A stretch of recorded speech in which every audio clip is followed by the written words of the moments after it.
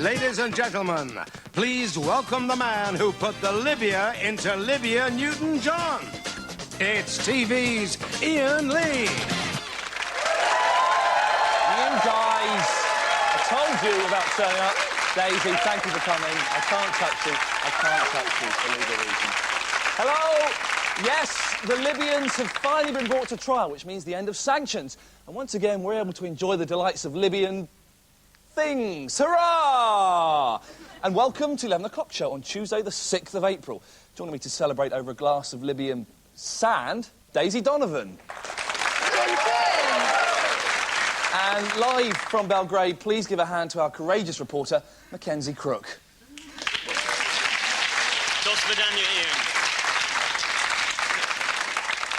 Every new day brings another new news day, and today is certainly no exception. So to find out what's going on, here's Tommy Vance and his News Slam.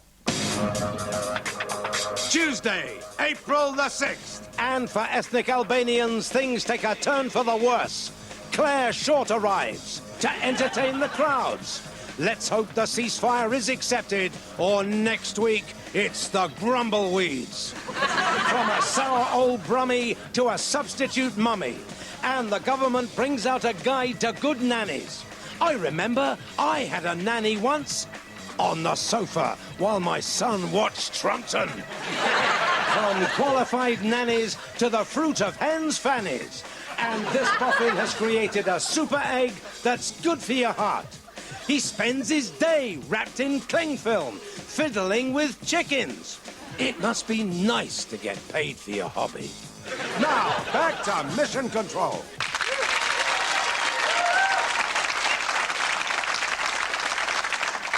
Thank you, Tommy, but you know the news isn't just about the big headline stories. Oh, no, no, no. The smaller stories can be just exciting and amusing, as we're about to find out in our Red Top Roundup.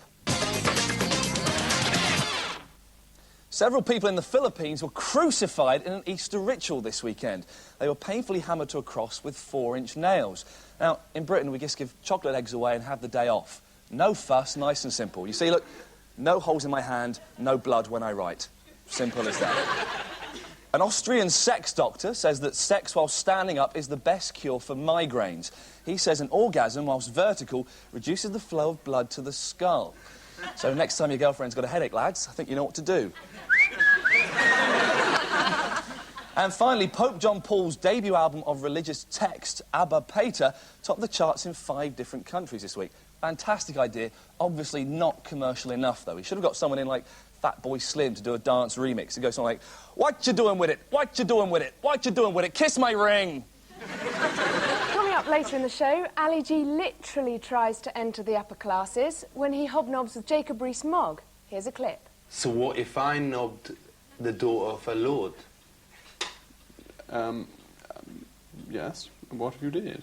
If she got a bun in the oven, what class would the little nipper be? There are no winners in war except for the winners, and if the ceasefire comes to nothing, we might not see a result in this Balkan brouhaha until 2003. It may become the 4-year war. This could cause immense problems. Over 4 years, the papers are going to run out of all those diagrams of planes and missiles and bombs and things. Got a good one here of an Apache helicopter in the Express. From this, I can see that the pilot actually sits 48 centimetres above the co-pilot. Obviously, quite irrelevant information for you and me, but for a Serbian sniper, that's the difference between a kneecap and an ear. So, good work to the Express there for helping the war effort.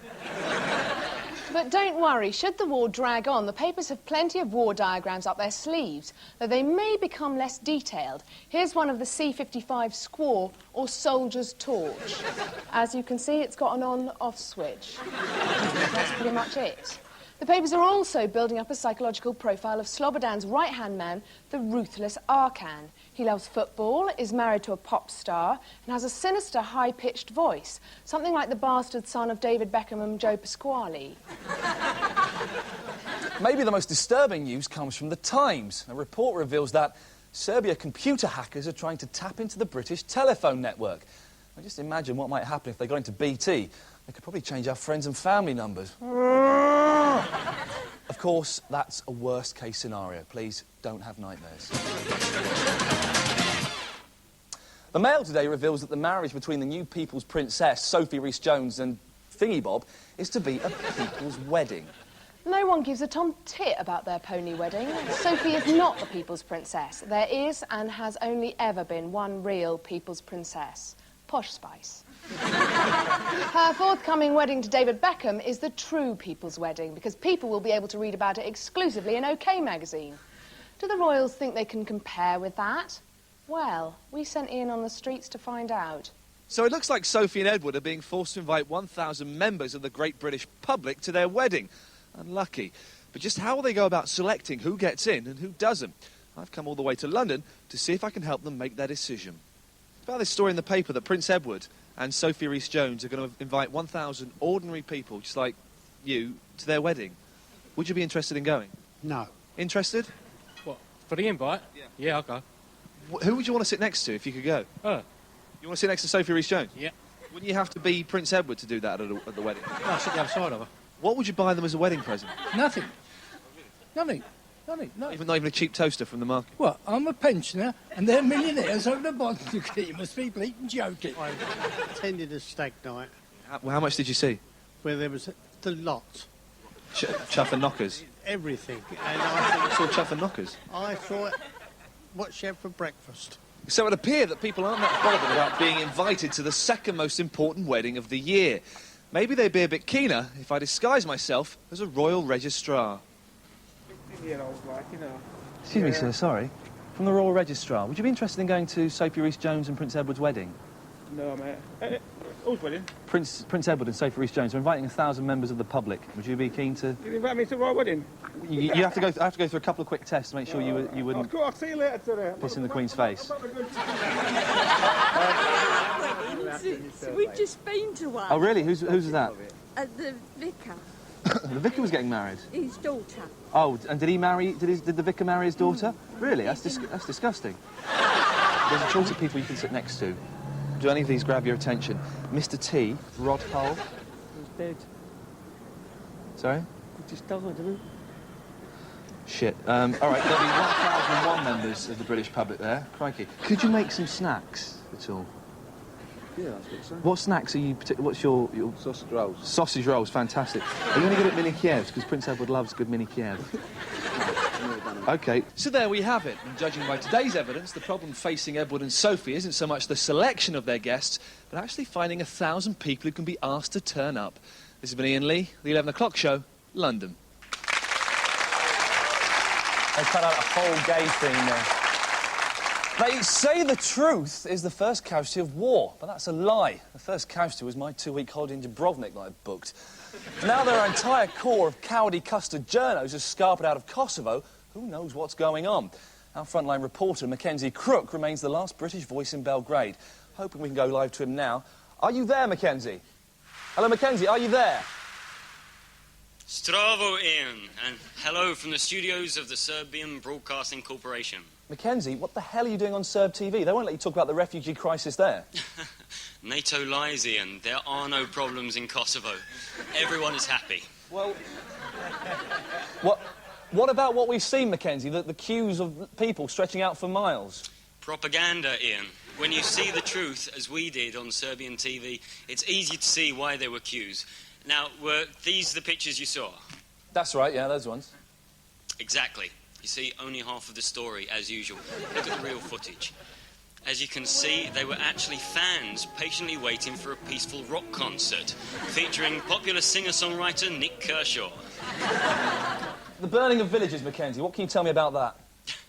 Friendly repairmen moving from village to village asking if anyone has any odd jobs that need doing. And then burning their houses down. And then burning their houses down, yes. That was the odd job most people requested. One last thing, Mackenzie, are the airstrikes having any effect over there? Airstrikes? What airstrikes? More evil, twisted propaganda from Clinton's lapdog Blair, I'm afraid. Haven't seen any evidence of airstrikes from my underground bunker. Mackenzie, thank you. Despite your treachery, I do hope that one day, after all this madness is done, we'll be able to meet again as friends, and then I can kill you. Now, what have David Steele and Anne Widdecombe got in common? A big majority? A passion for Wagner? An intact hymen? No. They both opened their hearts to me.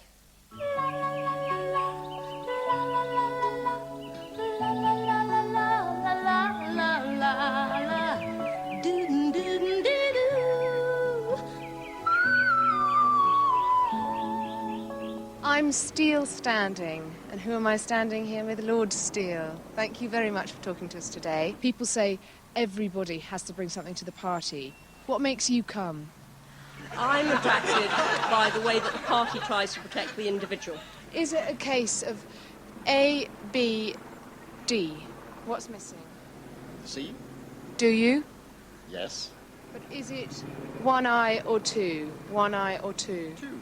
So is it try, fail? No, it's try, maybe fail, try again, maybe fail, try again, succeed. I went through about 100 selection interviews before I got into this place. Life in Parliament seems like it goes at 1,000,000 miles an hour. And, I mean, you must feel as though you're, in an out-of-control car and suddenly think, my God, I've left terrible skid marks. Right, I was here till 3 o'clock this morning. Do you laugh and cry? I do vastly more laughing than I do crying, but What percent? I laugh 95% of the time. Well, I mean, I don't mean I go around laughing all the time. I mean, I'm normally neither laughing nor crying, but I laugh more than I cry. If there's blood on the carpet, are there tears on the dance floor? There's very rarely blood on the carpet, you know. There are tears on the dance floor. Of course there are tears on the dance floor, yes, but...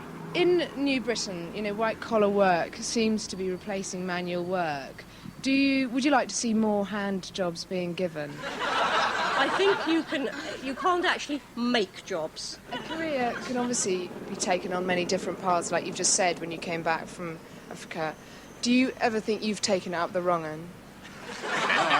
No, I became an MP by accident. I only got the nomination in my constituency because the previous candidate had resigned suddenly and there was an election coming up, so they had to take me. So you took it in the back door? Yeah, exactly. You have to work your way into the mind of your own party and penetrate the consciousness of the other parties.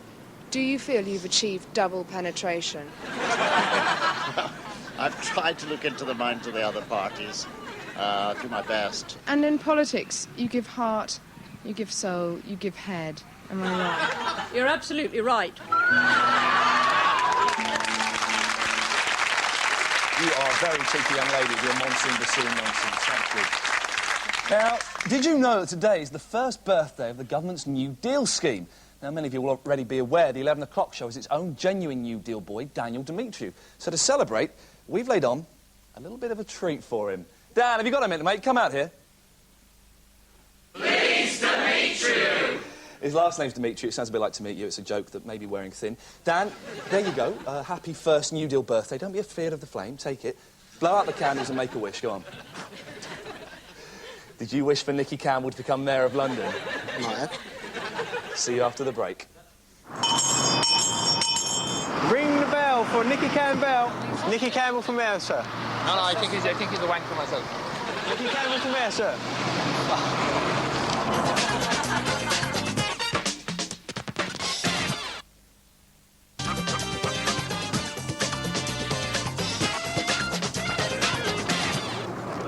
Nicky Campbell for Mayor, then? He's a wanker. I do apologise, but he is.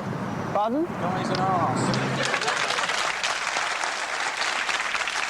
Welcome back to the second half. Still to come on tonight's show, Ali G performs a class turn, and we'll be talking to a computer expert. It's all right, I'm back. I'm safe. What are you doing back here? I thought you loved it in Serbia, you turncoat. I did, until I found out they'd never even heard of Martin McCutcheon. A man has needs. Get out of here and sit down, cheeky monkey. Time now to give you the answers to yesterday's quiz on ground force water features expert Charlie Dimmock, who's been in all the papers this week. Question 1, the answer was Leylandii can be planted at any time of the year, although do be careful about their locations, they can grow up to 20 feet tall. Didn't know that. Question 2, 36B, or at least it would be if she wore one. Question 3, bit of a tricky one this. The answer wasn't, as many of you thought, her unquestionable gardening abilities. It was, in fact, her knockers. Although we would have accepted honkers, hooters, puppies, norks, chebs, boobies, bubbies, jugs, swingers, fun bumps, bongos, baps, or dairy pillows. And finally, question 4, the answer is no, of course she doesn't, not with either of them, and especially not with Titchmarsh. And this week's winner is a Mr. G. Rosetsky. Congratulations, Mr. Rosetsky. You win. Well, actually, no, you don't win, do you? Especially when the pressure's on. You're rubbish. Now, we've all been warned about Melissa, the computer bug that's transmitted through the internet, and the first ever virus that Mackenzie succeeded in picking up from a girl. But what exactly is this porn pox? Well, who better to answer this than Stephen Hawking? Well, no one, but we've only got half an hour. So instead, please welcome self-confessed former computer hacker, Robert Schifrin.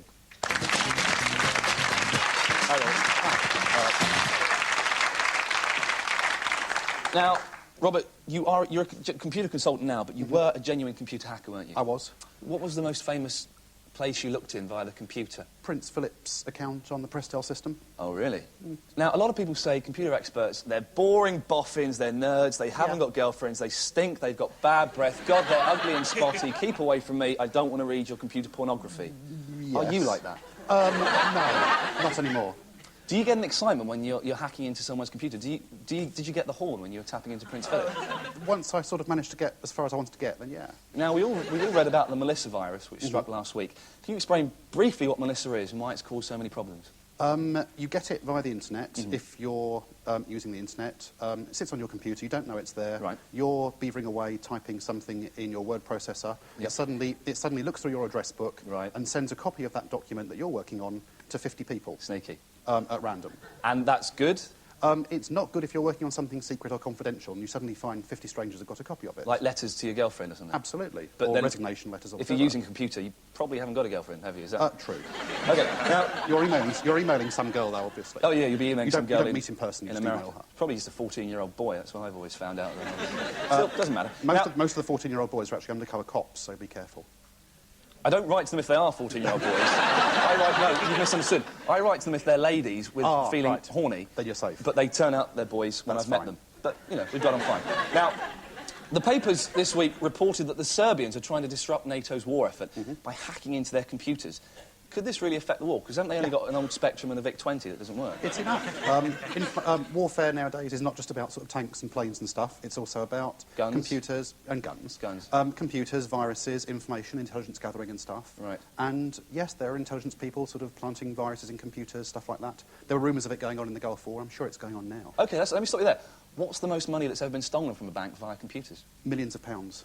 But the thing is, if you go and steal $100 million or something, then you'll get caught. If you steal 20 cents and you do it millions of times, then you won't get caught. That's the way to do it. Now listen, the other day I was on the internet and I found a site that actually had no porn.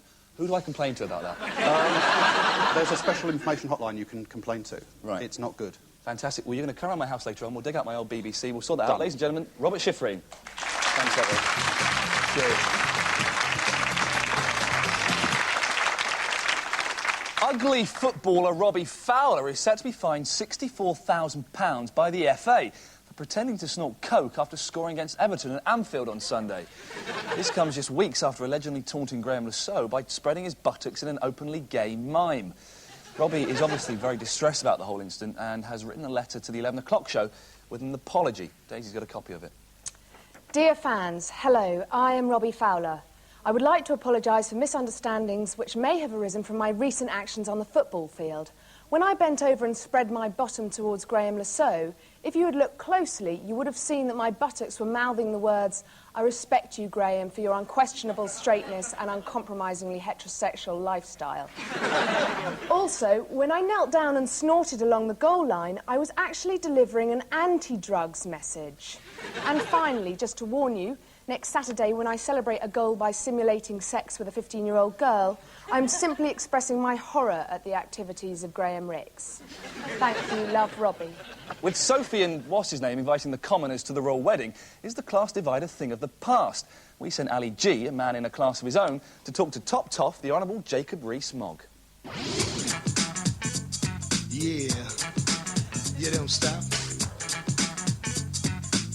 It goes out to the crew up top. That's it. Wicked. I is here with Lord Rees-Mogg, and we is talking about class. Lord Mogg is going to tell us how we all can be upper class, can't we? It's very kind of you to promote me to the nobility, but of course I'm not. My father is Lord Rees-Mogg, and I'm just a commoner like everybody else. So what is class? What is class? Class is how other people perceive individuals to be. Which class is Packies in? Packies. By which? Which class? Is they in middle class, upper class? You're saying Pakistanis living in England. They're not in a class by nature of where they've come from. What do you think makes a girl upper class? Well, exactly the same thing that makes a man upper class. But is it things like she spits into her hanky? I don't think spitting into one's handkerchief is widely regarded as a symbol of membership of the upper class. What if someone is so rich they have a swimming pool? Would they be in the upper class? No, I think there's a bizarre definition of class. What if they had a swimming pool made of gold but filled with champagne and not the cheap stuff? Then would they be in the upper class? What if, like Cleopatra, they bathed in ass's milk? In what? Ass's milk. Ass milk? Butty milk? Asses. From your... No. Donkeys. All right. So what if I knobbed the daughter of a lord? Yes. What if you did? If she got a bun in the oven, what class would the little nipper be? Would so much depend on the circumstances, depend on the girl in question, and so on and so forth. So what if you got busy with my sister? You would advise it, because she ain't the cleanest girl out there. I haven't had the pleasure of meeting my sister. Well, it can be arranged. She'll be keen. I've been speculating on my having a relationship with somebody I've never met, and that leading to a child being born, and then as to what class it might be, is so far-fetched as to be ridiculous. I have no idea What, you about think this. you was too good for my sister? I certainly not. I wouldn't think You is. No. No, you is, though. She's rank. She's nothing. No, believe me. Even my mum cuss her, tell her she's a slut. Would I be upper class if I got a top hat and wore it? Well, would you like to try? I have a top hat. I can lend it to you for the next few minutes of this interview, if you'd like. So am I upper class now? Absolutely. You're a dead ringer for Lord Snooty. Thank you, Jacob Rees-Mogg. You have shown that class is interesting, and we should know about it, but not get stuck in it if we is gonna get ahead. Wicked. Thank you very much. Keep it real, Jacob. Thank you. Aye. Goodbye. And come and visit us at the Staines Massive. It's a pleasure.